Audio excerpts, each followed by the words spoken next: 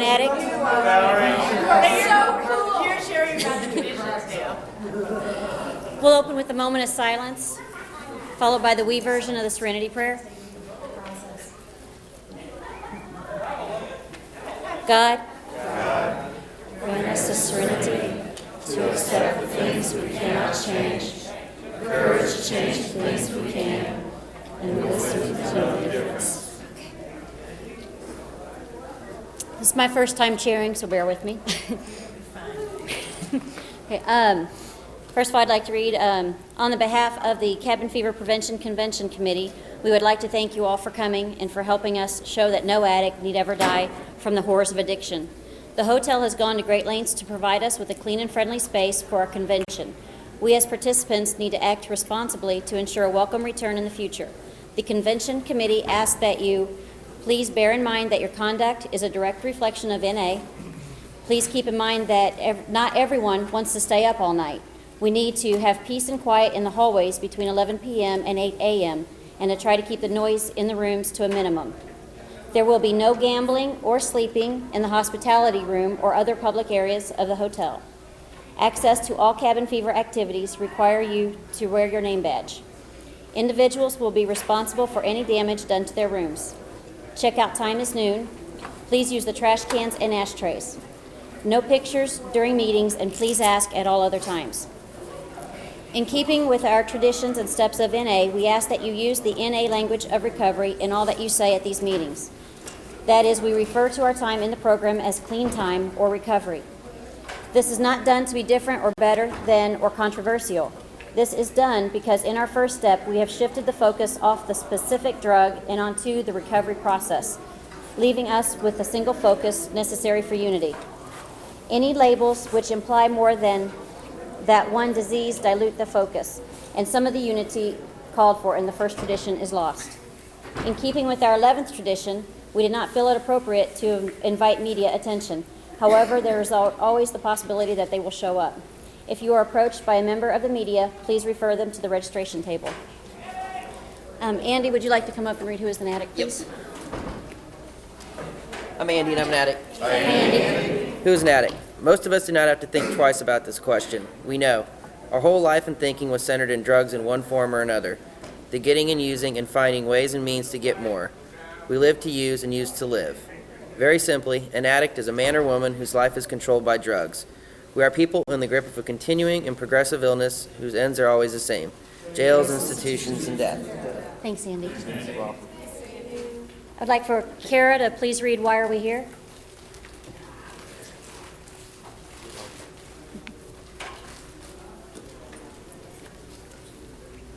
Hi, I'm Kara, and I'm an addict. Hi, Kara. Why are we here?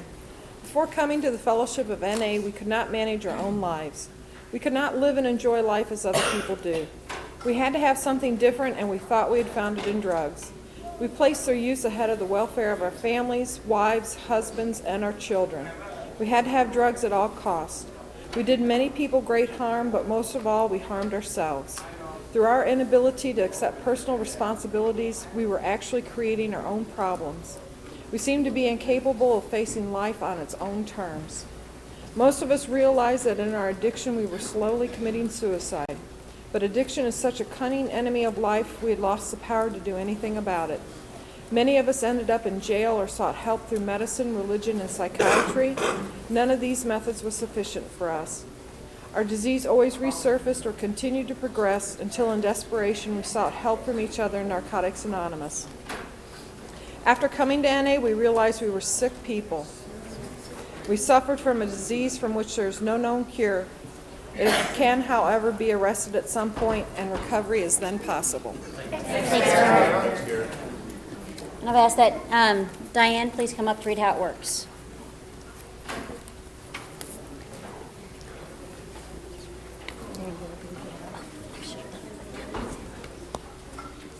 Hi, I'm Diane. I'm an addict. Diane. If you want what we have to offer and are willing to make the efforts to get it, then you're ready to take certain steps. These are the principles that made our recovery possible. 1, we admitted that we were powerless over our addictions, that our lives had become unmanageable. 2, we came to believe that a power greater than ourselves could restore us to sanity. 3, we made a decision to turn our will and our lives over to the care of God as we understood Him. 4, we made a searching and fearless moral inventory of ourselves. 5, we admitted to God, to ourselves, and to another human being the exact nature of our wrongs. 6, we were entirely ready to have God remove all these defects of character. 7, we humbly asked Him to remove our shortcomings. 8, we made a list of all persons we had harmed and became willing to make amends to them all. 9, we made direct amends to such people wherever possible, except when to do so would injure them or others. 10, we continued to take personal inventory, and when we were wrong, promptly admitted it. 11, we sought through prayer and meditation to improve our conscious contact with God as we understood Him, praying only for the knowledge of His will for us and the power to carry that out. 12, having had a spiritual awakening as a result of these steps, we tried to carry this message to addicts and to practice these principles in all our fare. This sounds like a big order. We can't do it all at once. We didn't become addicted in one day, so remember, easy does it. There's one thing more than anything else that will defeat us in a recovery. This is an attitude of indifference or intolerance towards spiritual principles. 3 of these that are indispensable are honesty, open-mindedness, and willingness. With these, we are well on our way. We feel that our approach to the disease of addiction is completely realistic for the therapeutic value of one addict helping another is without parallel. We feel that our way is practical, for one addict can best understand and help another addict. We believe that the sooner we face our problems within our society and everyday living, just that much faster do we become acceptable, responsible, and productive members of that society. The only way to keep from returning to active addiction is not to take that first drug. If you are like us, you know that one is too many and 1,000's never enough. We put great emphasis on this, for we know that when we use drugs in any form or substitute one for another, we release our addiction all over again. Thinking of alcohol as different from other drugs has caused a great many addicts to relapse. Before we came to NA, many of us viewed alcohol separately, but we cannot afford to be confused about this. Alcohol is a drug. We are people with the disease of addiction who must abstain from all drugs in order to recover.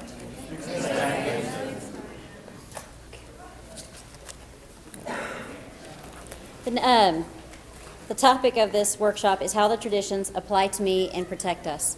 And our first speaker is Lenny.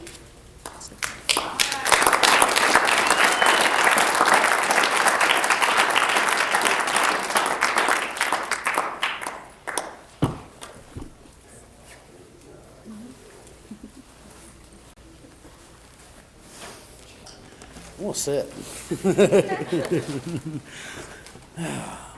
I'm Lenny and I'm an addict. Oh, glad to see so many people here. This is good. You know, I seem to get asked to do or to share on the traditions quite a lot, and you know, I'm pretty honored by that actually. In a way, you know, I feel like asking sometimes when I've been called a couple of times, you know, you guys do know I work the steps also. But, you know, it's a great honor that the respect that I receive, you know, in being asked to do something like this. And, you know, I was outside. I went out and did a little studying before this, and I've done a little reading coming up to it. How the traditions apply to me and protect us, and in trying to keep it in that context was turning it a little bit. How the traditions apply to me is how they're written, okay? The basic text has a line in it that says the 12 traditions are not negotiable. Okay, so the way that they apply to me is the way that they're written and in the contents that the basic text has them. And the way that I've studied them is through it works. The spiritual principles within them have taken my personal program to a deeper level. I've learned new spiritual principles that I didn't find listed in the 12 steps by studying the traditions. Prudence was not a spiritual principle that I found in the 12 steps, but it is one that I found in the 8th tradition. You know, integrity is listed in about 6 of our traditions when you look in the it works, how, and why. Integrity is not one that you'll find listed as a spiritual principle in the steps. these are how they apply to me, because I need to have that integrity. I need to have that fidelity that comes along with studying our 12 traditions. The purity of our message, the unity of our groups that form to create other service committees, the anonymity is how they protect us. You know, these traditions, I'm having a hard time formulating the words and trying to state in general. I like having, quite often the workshops that I've done before have been workshops on where I have either a set number of traditions, 1, 2, or 3, or something like this, or I have an overview of the 12 traditions and just kind of the definition of such, and trying to keep them in a different context in looking at how they apply.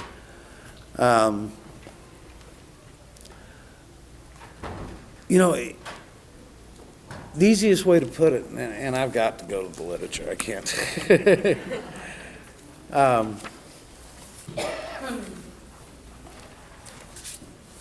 In tradition 1, I was underlining a few things and everything, and then I ended up putting a square around this whole paragraph because it kind of sums it up. It says, surrender and acceptance open the door for unity. As our trust in a higher power grows, it gets easier to let go of our personal desires and stop fighting for what we want. With an attitude of surrender, working together in a group becomes easier. Tradition 1 presents a picture of addicts working together worldwide to support each other's recovery. We try to remember this goal in all our actions, as individuals or as groups. If we find that our personal desires or aims of our group conflict with the ideal unity, ask us to surrender our own desires and accept the guidance that enhances a greater good of Narcotics Anonymous. Only by deciding to be part of a whole can we support the unity so essential to our personal survival. You know, and that paragraph to me summed it up, because looking at the traditions as part of a greater whole, I'm looking at whatever I do, whatever actions I take in my group, in my area service commitments, in anything I do for the region, in anything that I participate within Narcotics Anonymous, I need to look at the whole of Narcotics Anonymous.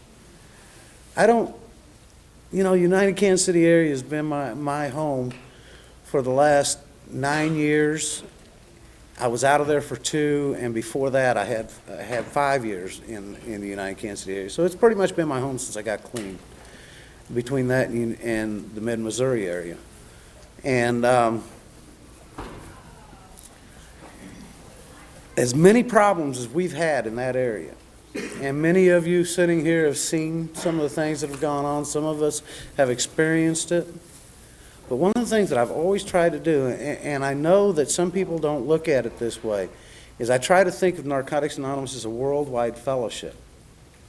And there's been some of the things that our home group, my home group, has tried to push to make sure money flows, you know, that we protect ourselves by not hoarding a bunch of cash in our area, by sending it on to regional services, so hopefully it can move on to world services, because we have translations to be met.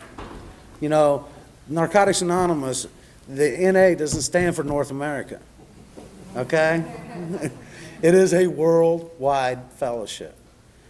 And the literature that we develop, the input comes from worldwide. But right now, not every piece of our literature is translated worldwide, and it takes money to do so. It takes effort to get that out there. And as we know, you know, most of us that are in this room got clean with a basic text in hand. But there was a time when all there was a little white book, okay? There was a time when they were studying out of literature from another fellowship because there was nothing until that little white booklet was written. All of these pieces of literature have taken effort to produce. So everything that we do, we need to keep in mind that this is a worldwide fellowship. And for us to carry the message and to continue to carry the message, we keep our program simple, based in the 12 traditions, and we protect ourselves by not allowing outside influences to come in. You know, we don't invite outside influences in, and the traditions tell us not to do that. And by doing so, even though it'd be so much easier, we could, if we allowed, a perfect example of it, if we allowed a treatment facility or another type of organization having to deal with recovery from the disease of addiction or having to deal with the treatment of the disease of addiction to sponsor this convention, put their name on every piece of, and put out $10,000 and say, here you go, man, put on the best convention you can. The next thing you know, they're going to be asking us for personal privileges to put their name on everything in our home groups, to be stepping on our literature. They'll be wanting something inside our basic text. They'd be wanting sponsorship. So we have traditions set in place that tell us we don't do that. We work hard as individuals to produce a function like this and put it on and make it work within our traditions and within the guidelines that are made for us.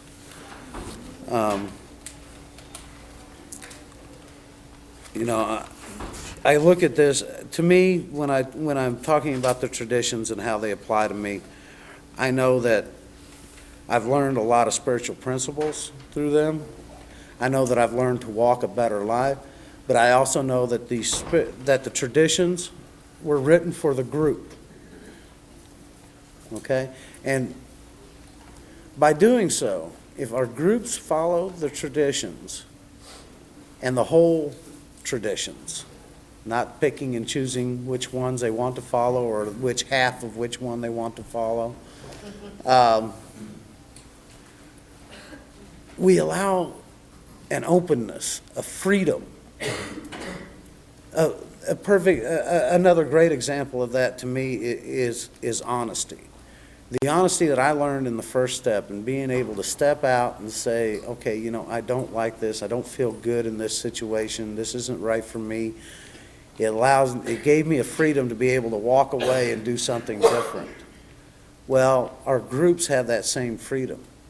Our groups can say, you know what, we don't like what's going on here. We don't want to be involved in this. Our groups can say, we don't think our service committee that we structured, because we are ultimately responsible, being groups and home group members. We don't like what's going on at a service level that we structured. We have that right to say, you know what, we need to do something different. And we may or may not be agreed with by all home groups. And the consensus may not come out the same, but we have that right to stand up without fear of regression, of repression out of it, I've learned, I step out there and I was reading. I tried to go through all 12 of them. I did a lot of underlining and a lot of marking of things, and there were certain items that either stuck out in applying the spiritual principles part of the It Works, or in just the body of it. And this was something that stood out to me. Personal service arises from the application of principles. Ideally, personal service is founded in a relationship with the same higher power that guides our personal recovery. Okay, ideally, personal service is founded in the relationship with the same higher power that guides us in our personal recovery. Well, it tells us that we need to take a loving God into everything we do, and try to create a God conscience in these situations.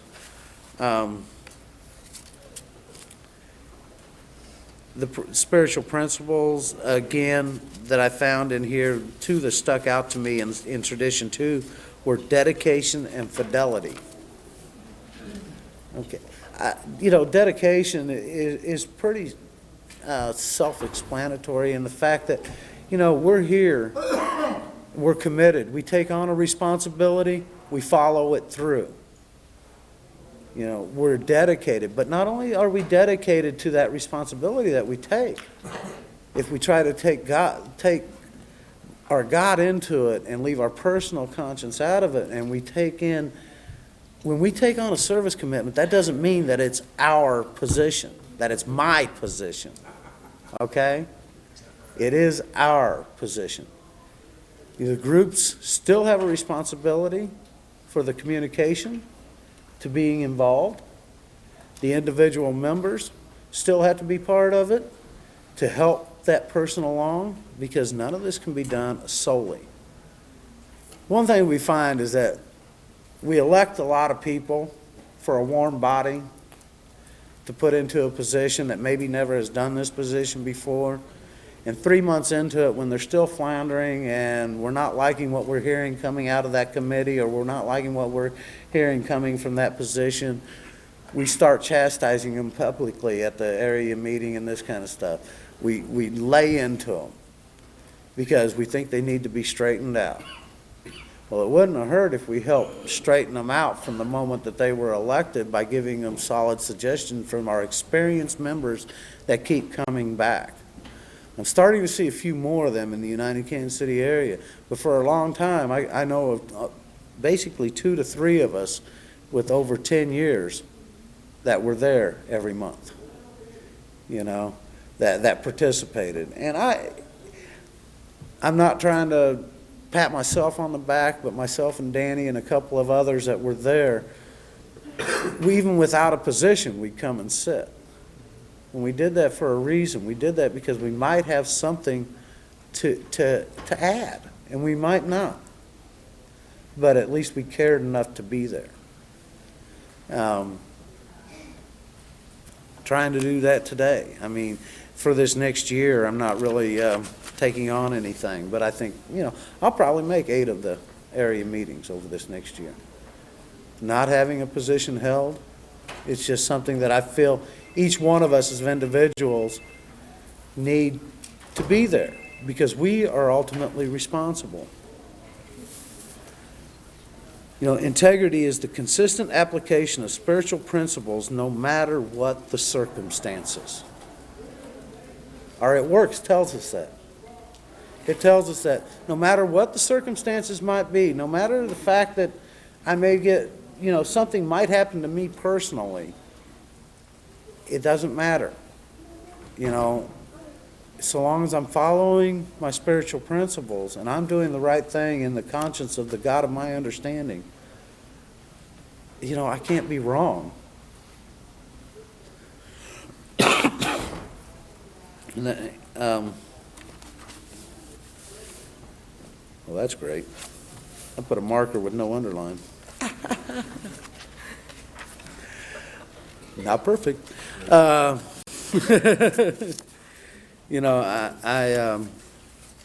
don't know. I can go on for the whole period here. The traditions are also a favorite topic of mine, because I have this love of the fellowship, and I've been around enough to see growth. A good example. We started a group about 4 years ago, just a little under 4 years ago, in an area, in a part of town in Kansas City that didn't have a group, in Raytown. And we started this meeting with 3 individual members that only one of them lived in the area. And the other 2 of us just decided that it was a need for a meeting to be there. And it was pretty cool. We started, we didn't know how it was going to go. It was a 6 o'clock meeting. We were going to base it in literature because that's what we wanted to study. And we've grown. We've got about 12 home group members and about 20 to 25 people that attended each week now. And because we try to follow to the best of our ability, the traditions as they're written. You know, the non-negotiable part of the traditions. And I believe that that helps carry the message, and that makes our group stand out.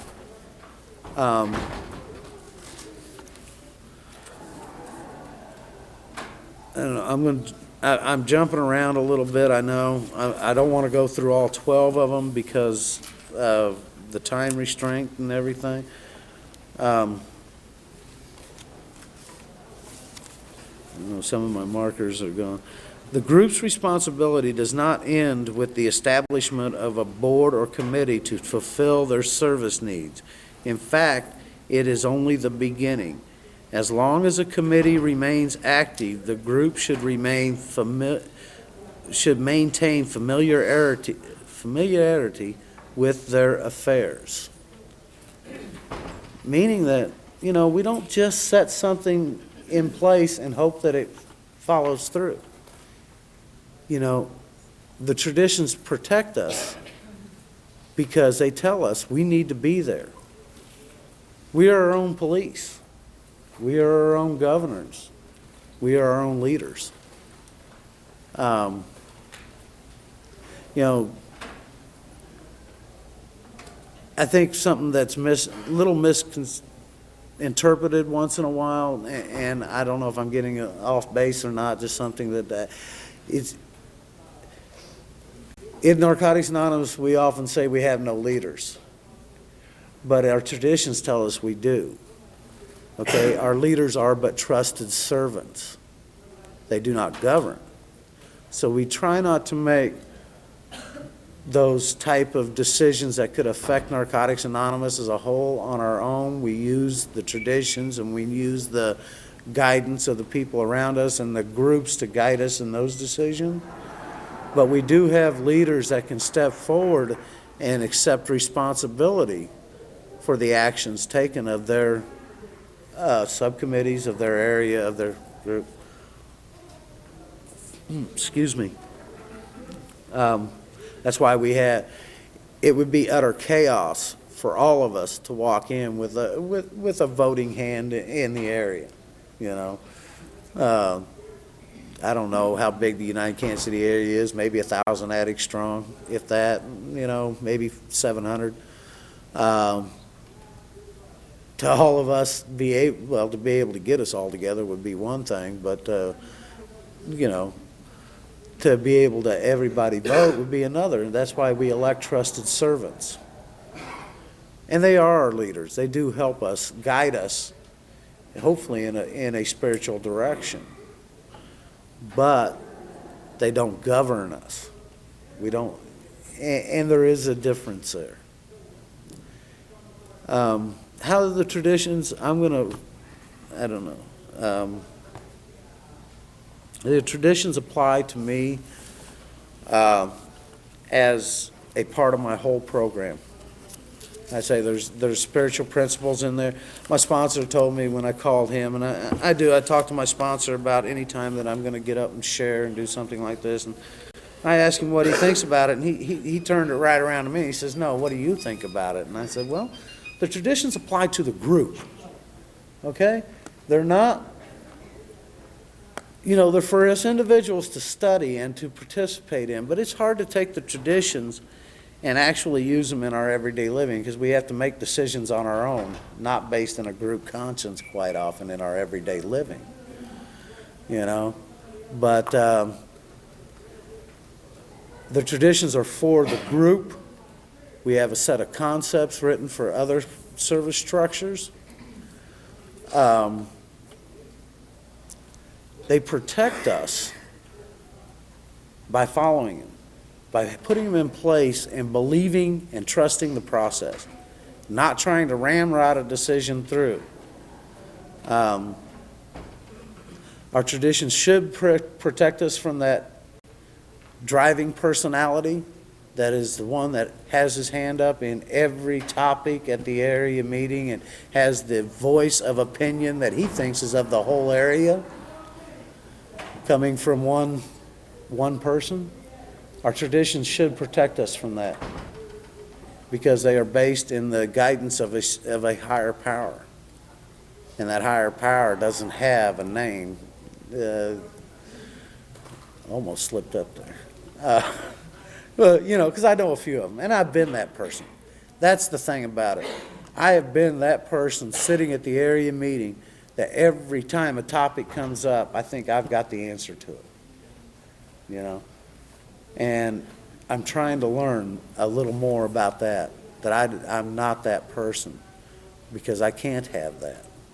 I can't have that responsibility. Not only that, I don't know that much. I sometimes think I do, you know, because I see things going on, but my God tells me that I don't. And I know when I get home and after a meeting like that where I've been the one that's been that personality, I don't feel good about myself because I didn't follow the principles that I've been learning in these traditions. You know, the traditions protect us from each other as well as from outside issues. They protect us. They give us the ability to say, you know what, that's not something that we have to get involved in. I don't know, the clarity statement that is read so often, and is being read here. I find, you know, not so necessary most of the time. We were talking about this at lunch today, that once we study the traditions and once we study our steps and we learn about what addiction is and about what Narcotics Anonymous was developed for and who we are, the clarity statement means nothing to us.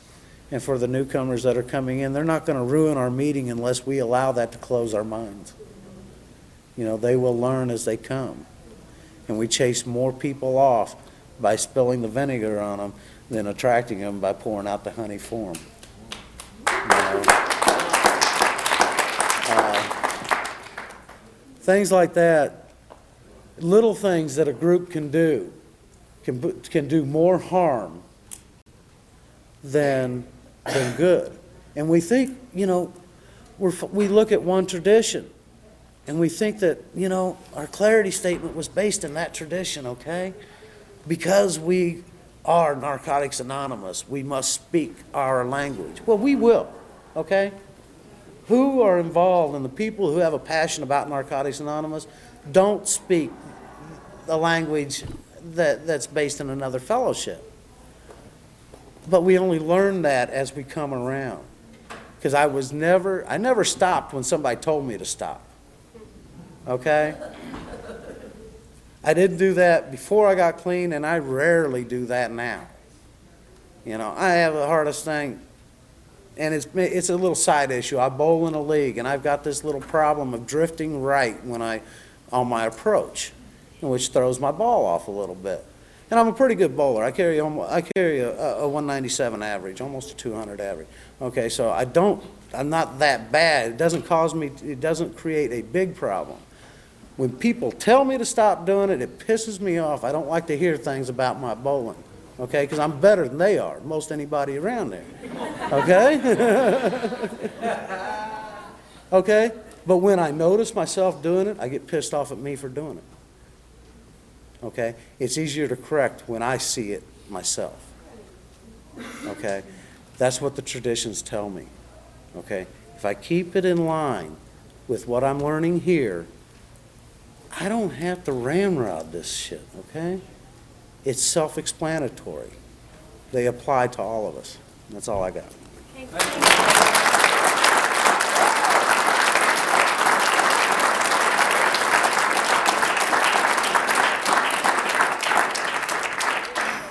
Thank you, Lenny. I haven't met our next speaker yet. I think she's in the room. Okay, that's what I thought. As Lenny was speaking, I was looking around trying to figure out if I could figure out who Brenda was. And I remember hearing her speak recently in Kansas City. and I'm looking forward to hearing her speak again. Brenda, can you please come up?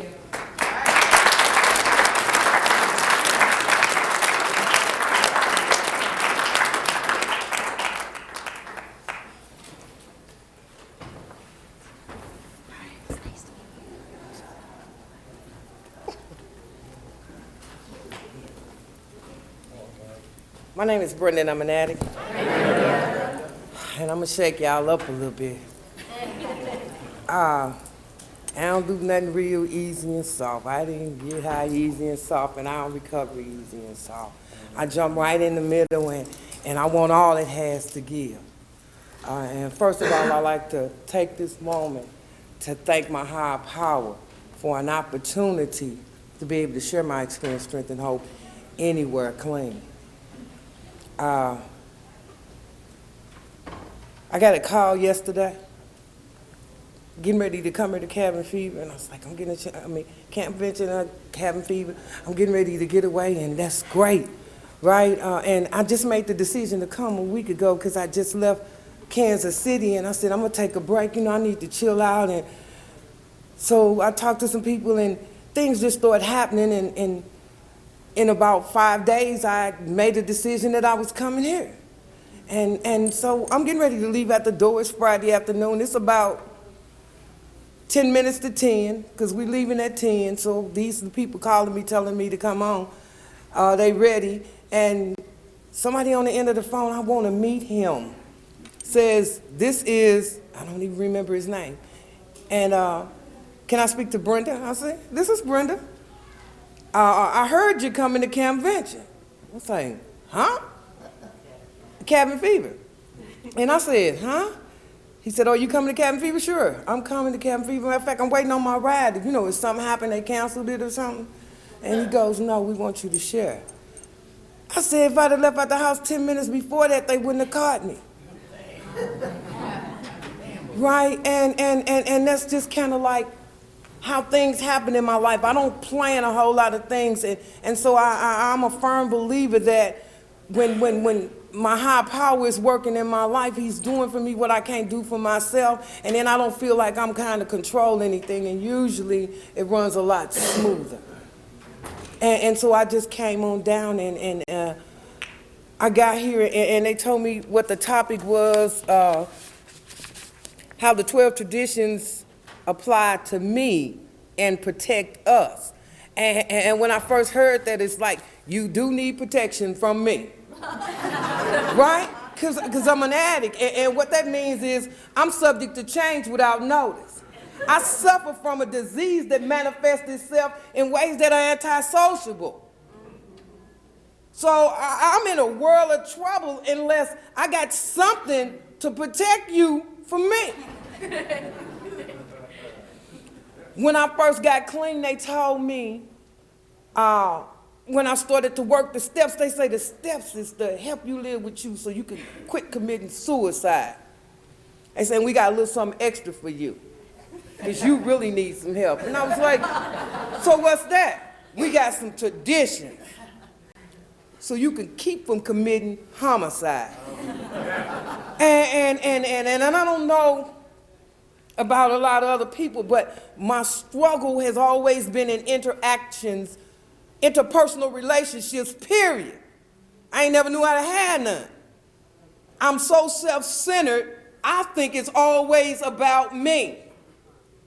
If I'm in a service position, I'm chairing a meeting. Let me stay there too long. That's my meeting. And y'all need to know how to act. That's why the traditions are in line. I need some guidelines, something to keep me in order, because I don't know how to act. And I personalized everything. My disease was real personal. I took everything personal. And I get clean and I ain't using drugs no more. But I mean, it's real personal now because I can feel everything. You know what I'm saying? And I start to feeling like I'm a kind of a part of something and it's getting good to me. You know what happens when we like something? We like it a whole lot. So watch out, because the trouble finna start. And that's the importance of the traditions protecting us.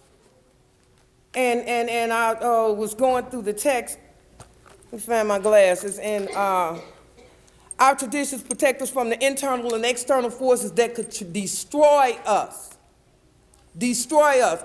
I've had a habit of destroying everything I touch for a number of years. All of a sudden I stopped using and I stopped destroying? No. One of the things that I learned that once I stopped destroying me, then maybe, just maybe, I wouldn't destroy you. The steps taught me how to live with me, and the traditions helped me live with you. It's real important that I understand that I don't know how to have relationships. You get a group of people that come from all the diversity in here, different places, different walks of life, and you throw them in the room together and take the traditions out and see what happens. Let nobody be practicing a tradition. And so it took me, that first tradition, it kind of opened the door for me, but I want to read this little bitty part here before I go any further on the traditions. And it says, by following these guidelines in our dealings with others and society at large, we avoid many problems. That is not to say that our traditions eliminate all problems. We still have to face difficulties as they arrive: communication problems, difference of opinion, internal controversy, and troubles with individuals and groups outside the fellowship. However, when we apply the principles, we avoid some of the pitfalls. And the traditions are to help me avoid some of the pitfalls, because the internal and external controversy is what's going to destroy us. And internal mean the things that happen right in Narcotics Anonymous can tear Narcotics Anonymous apart.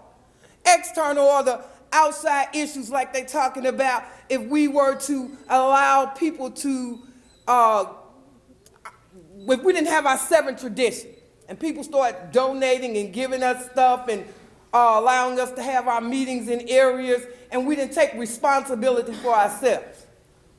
Active addiction, I didn't take responsibility for myself. I relied and depended on other people, and they were calling all the shots. And the minute I wasn't doing what they wanted me to do, they wanted their refund back, give it back. And so I didn't have any kind of freedom.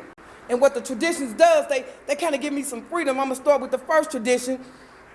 Our common welfare should come first. Personal recovery depends on NA unity. In order for me to stay here, I got to figure out how to live with you. I ain't got to like you. We ain't got to be best buds. I ain't got to call you on the phone every day. But let your ass get in a jam. What do we have in common? We're trying to stay clean. We're trying to learn how to live without the use of drugs. Whatever our differences is, they gone to the side. What is I can do to help you?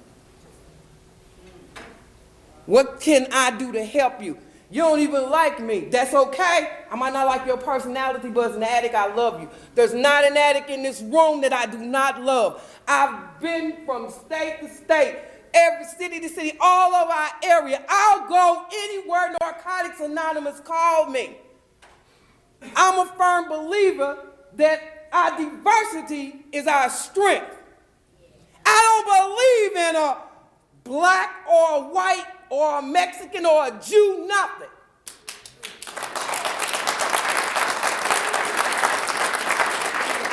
I believe in Narcotics Anonymous. And they talk about it in our traditions. They talking about the race, creed, color, none of that matters. None of that matters. If something is happening in our area and they say, hey, we doing this here, can you come? I'm on my way. I'm on my way. Narcotics Anonymous saved my life.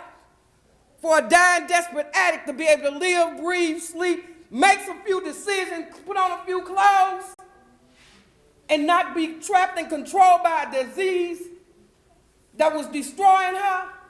And I say, I got that from here. I'm willing to do whatever you want me to, what you say do. Because I'm grateful for Narcotics Anonymous. And when I say I'm grateful for Narcotics Anonymous, my actions speak louder than my words. unity. All our steps about unity. All the traditions are about unity. I got to learn how to come together in spite of our differences. They ain't that important. They ain't so important that they need to divide me. Once I'm divided, together we stand, divided we fall. There are a lot of things that have been said over time in life that I really didn't get a clue to what it really meant, so I got involved in something that I really cared about. This is the first thing I've ever really cared about. I've invested in this thing. I worked the steps. I worked the traditions. How did the traditions apply to me? Tradition 2. For our group purpose, there's but one ultimate authority, a loving God as he may express himself in our group conscience. I ain't God no more.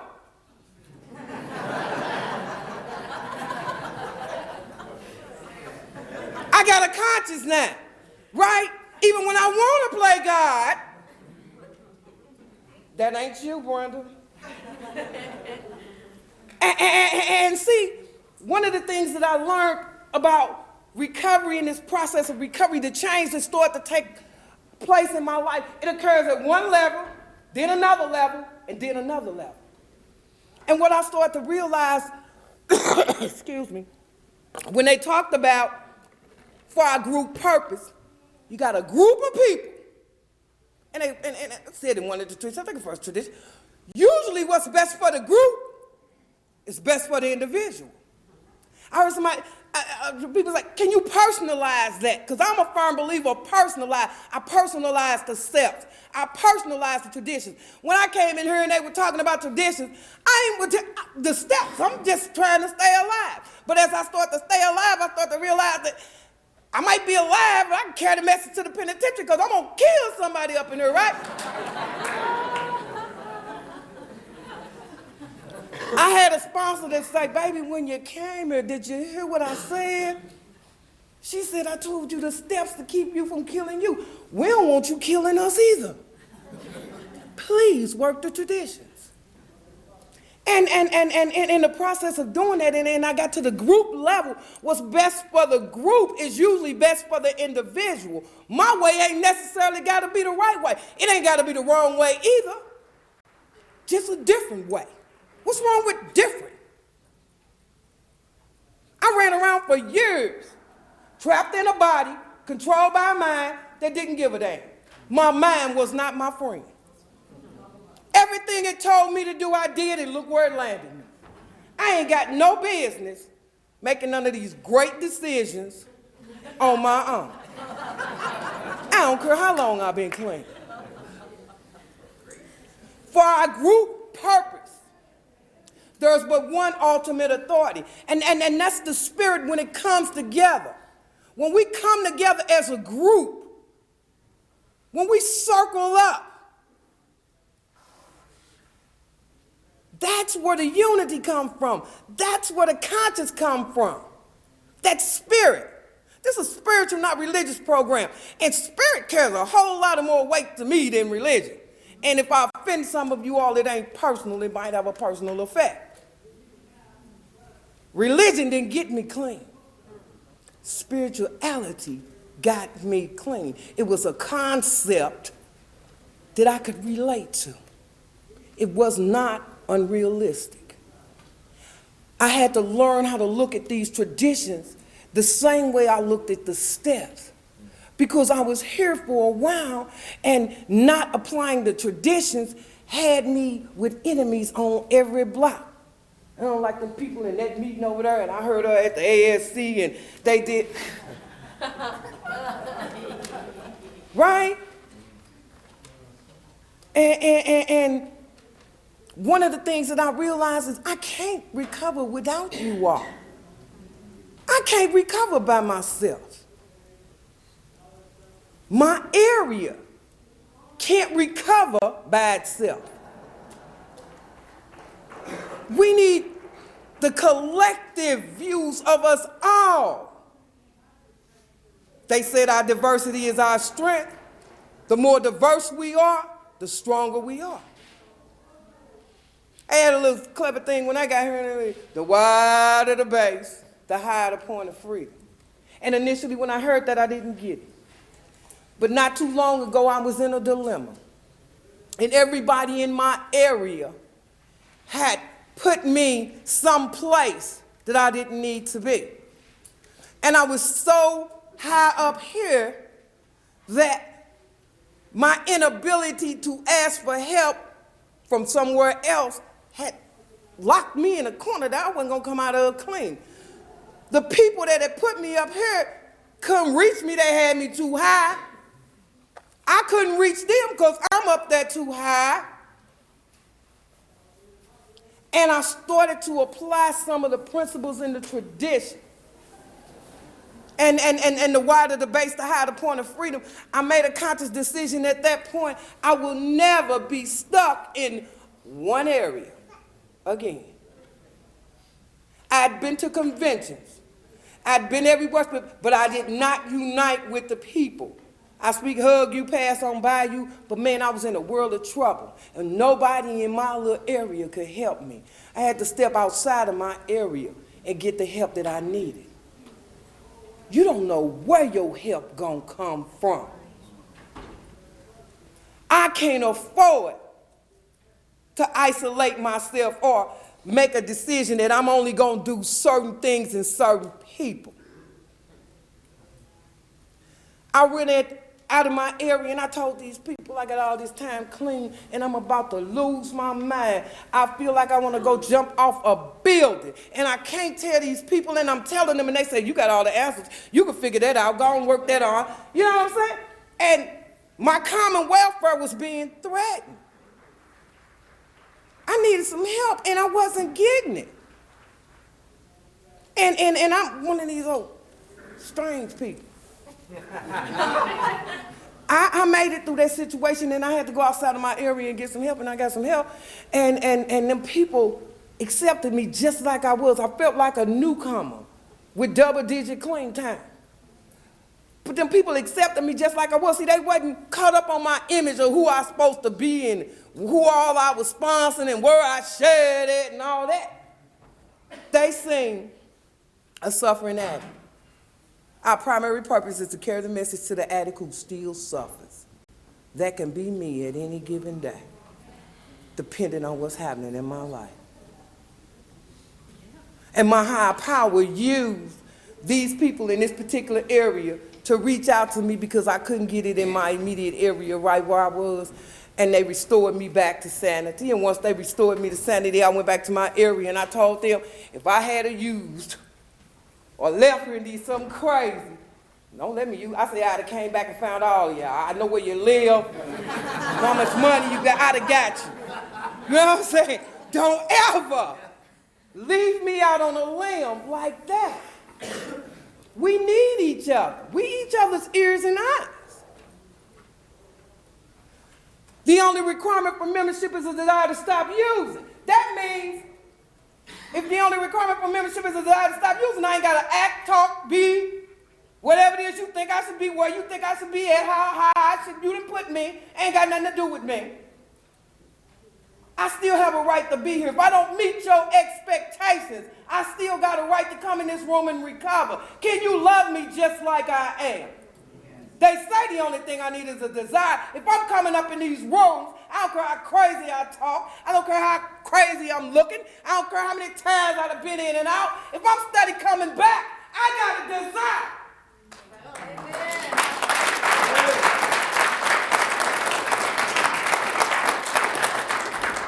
They talked about the fourth tradition, the autonomy of our groups. Each group should be autonomous, except the matter of fact, NA as a whole. I have the right as a group, any group, area, we have a right to set up guidelines that apply to our particular group, long as it's not breaking a tradition and it's not going to cause any harm as a whole.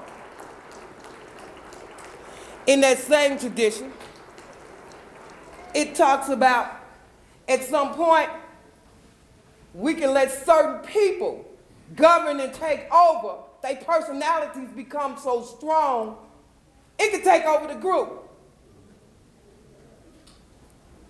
And what they're talking about there is when one person starts to dictate how it's going to be for everybody.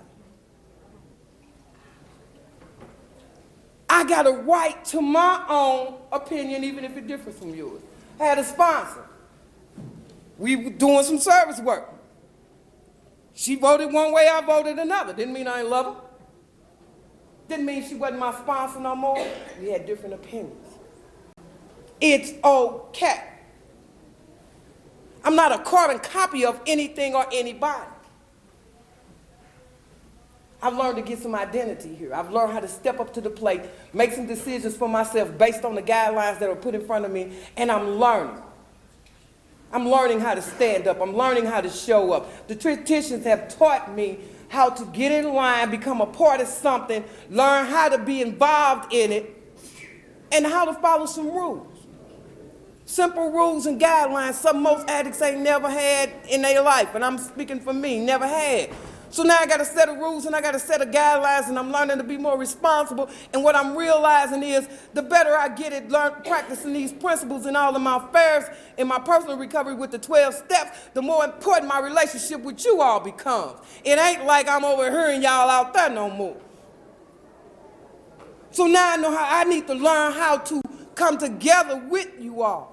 I got to learn how to apply the traditions in a way that makes Narcotics Anonymous flourish and grow like it was put together to do. They say the addict can't survive without Narcotics Anonymous, but Narcotics Anonymous can survive without the addict. How many addicts got to leave, though? How many got to leave? I've seen people with clean time, substantial clean time, get pissed off at Narcotics Anonymous and walk out. Some of them didn't come back and some of them used. No addict need that from the horrors of addiction, no matter what.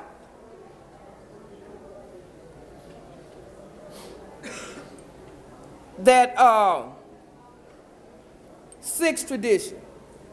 For our group purpose, there's but one ultimate authority. Which one they found is sixth tradition.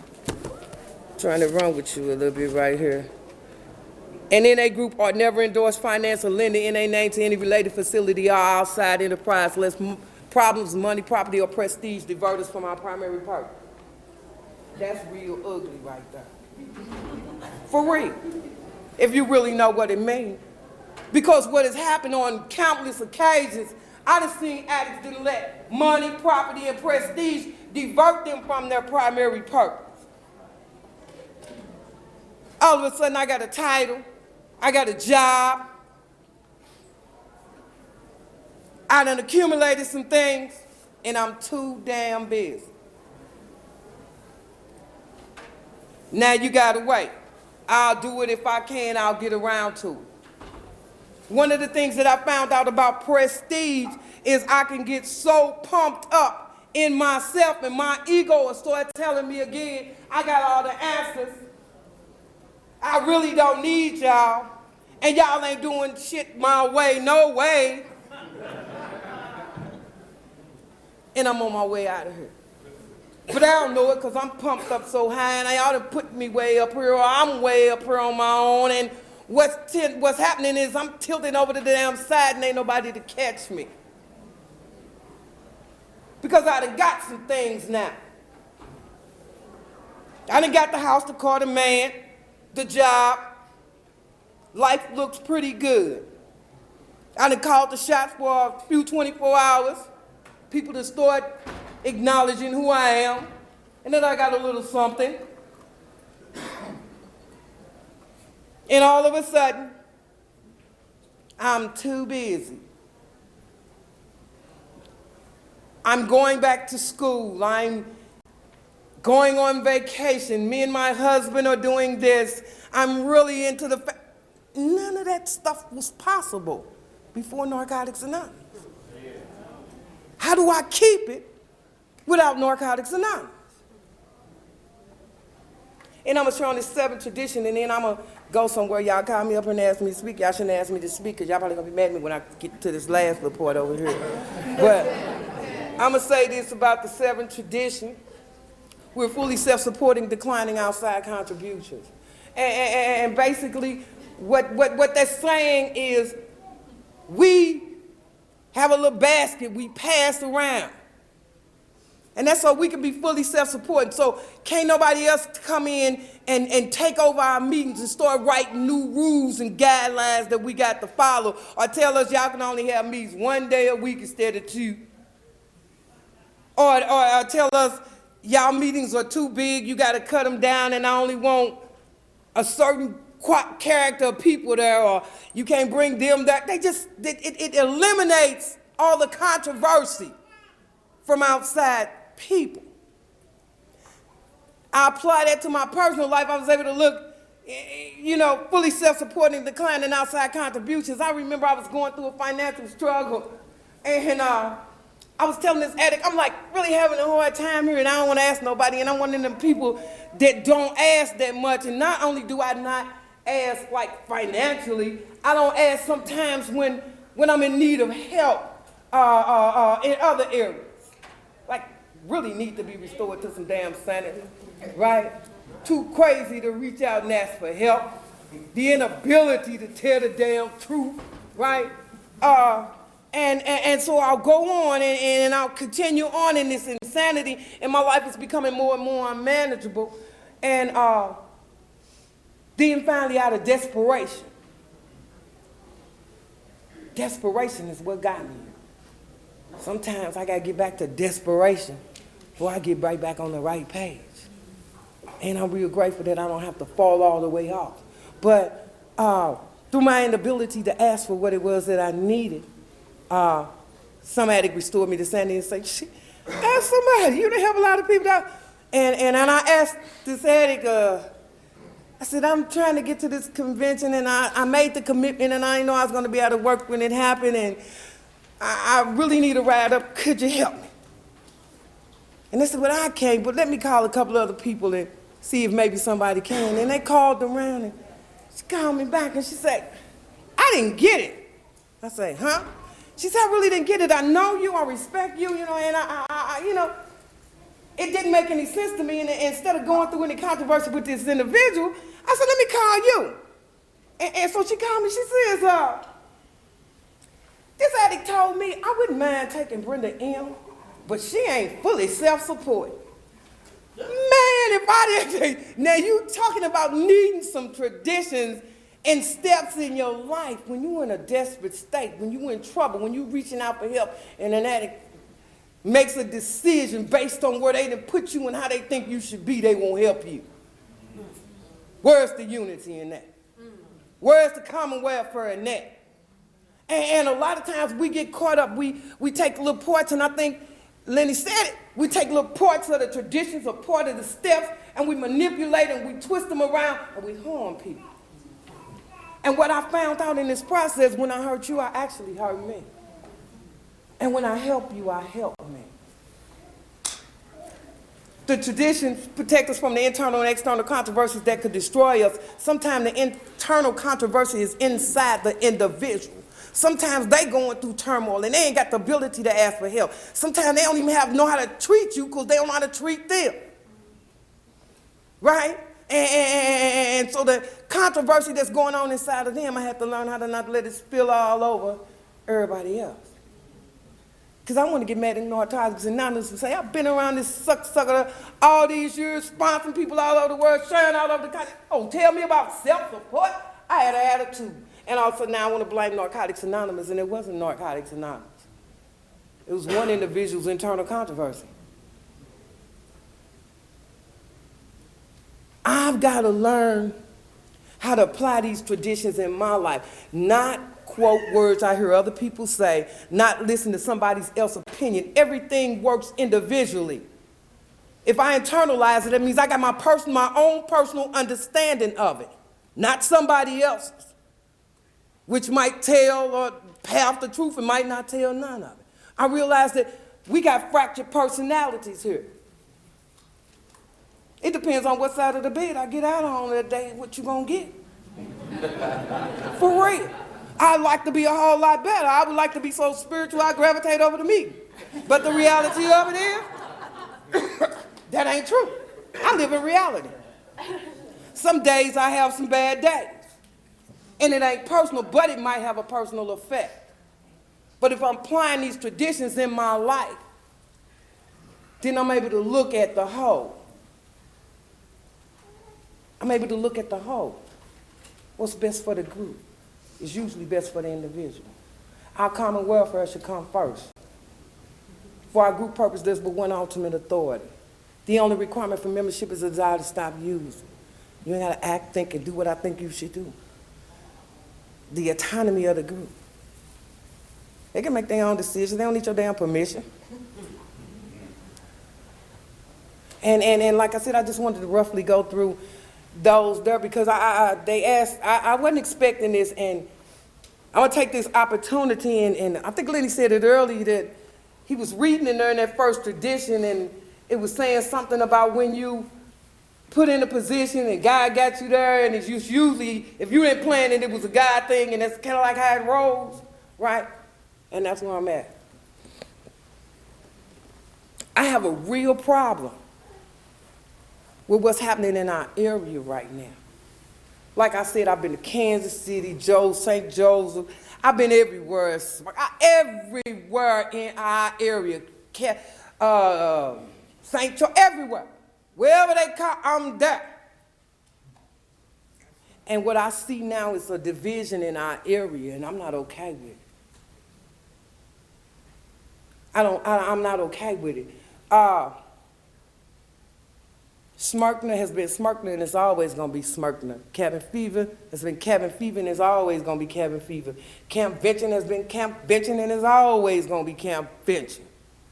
You know what I'm saying? There are other small areas that put on conventions, and we all try to support them. Sometimes people come down from St. Louis, drive miles and miles and miles. We do that just to support people in other areas. St. Louis is putting on a convention, and it's called Slackner. And I went to some of the committee meetings, and I was very disturbed because what it looked like to me was a black convention. And I don't go to black conventions. Our diversity is our strength. They need you.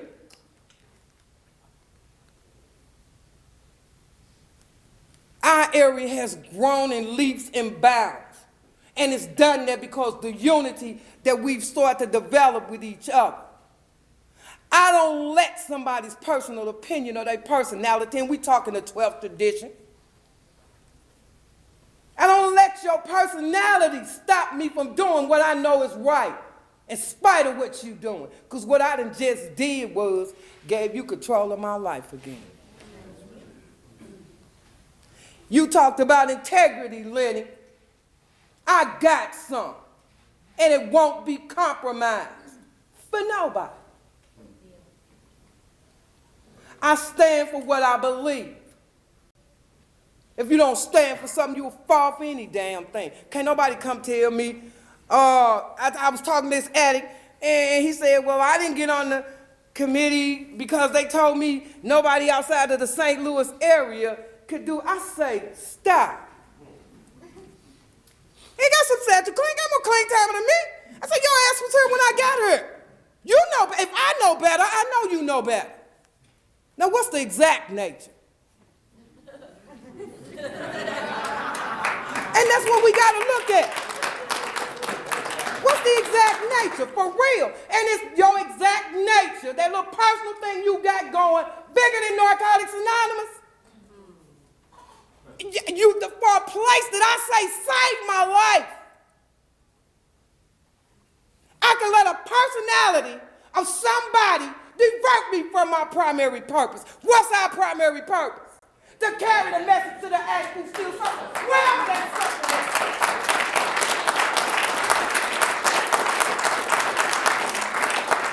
How am I come out here and say, oh, I'm not dealing with them? It ain't about them. It ain't about them. It's about the addict that comes in the door, that's still suffering, that don't know if they can make it another day clean, and maybe the people there they can't relate to. You might be the one God gonna use to help them. But you so caught up in your disease and you connect with somebody else's disease, and you do what they said we do. The internal controversy within the fellowship. Stop it. We worked too hard to get here. I remember with 4 and 5 people in a damn meeting. Joe couldn't have had no damn black convention. Wasn't but 5 people clean black. Come on.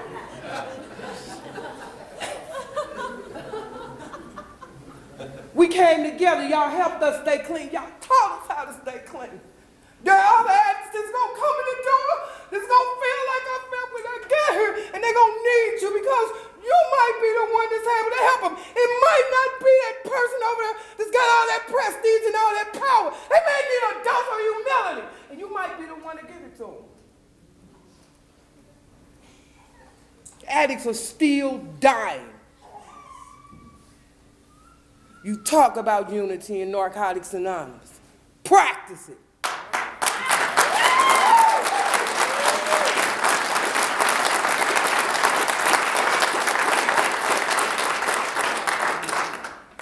I'm still grateful to be clean. I'm still grateful for a daily reprieve. Some days, all I got is that.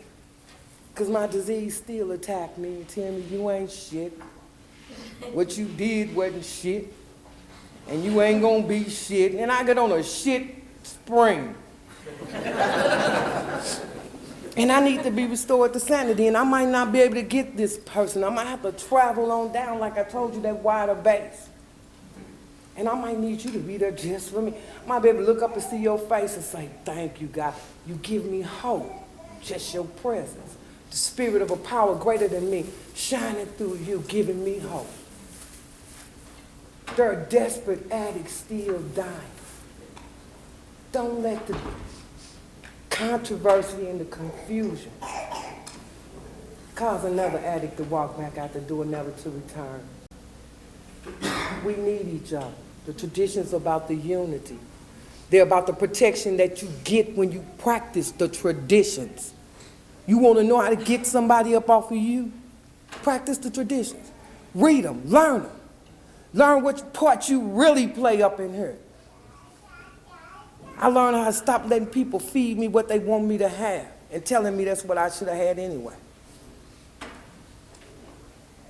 I stand up. You got literature here. Use it. People say, I don't go to tradition meetings. Your ass better. You better learn out what's really going on, because once you get clean, you can't stay clean by yourself. And if you don't learn how to practice the traditions, you can't live with no damn body else. You get your little click, but how long that's gonna last? Clicks clack too. Teeth and tongue fall out, but you ain't gonna knock your damn teeth out your mouth, are you? Or you gonna cut your tongue off because your teeth bit it? You know what I'm saying? Come on. Some things we gonna have to learn how to live with. We need each other. I need my teeth and my tongue. I ain't able to go on without one. I'm gonna have to go buy some damn teeth if I get rid of these. I might pretend like I don't need them. But at some point, in order to be able to do the things that I need to do, I'm gonna have to go buy some more. Why get rid of something you're gonna need any damn way? Unity is a must in Narcotics Anonymous. These rooms didn't feel like this, and this is just a little smaller part. This is for the people that say, maybe I'll think about a tradition. There's a whole lot of other people that just don't particularly care about tradition. But this is why it's so important. And maybe you guys will be the one that carry it on to the other people that didn't get an opportunity to be here to hear the message. That's why it's important, because people don't think it's important. My name is Brenda. I'm an addict. Thank you for letting me share.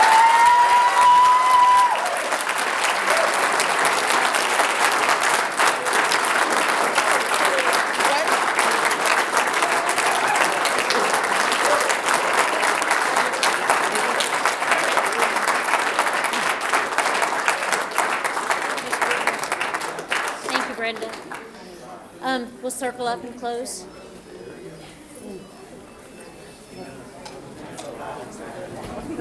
Tears to my eyes.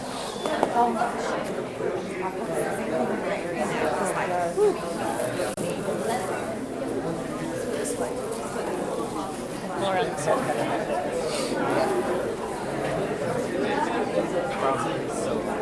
Now we'll be like this.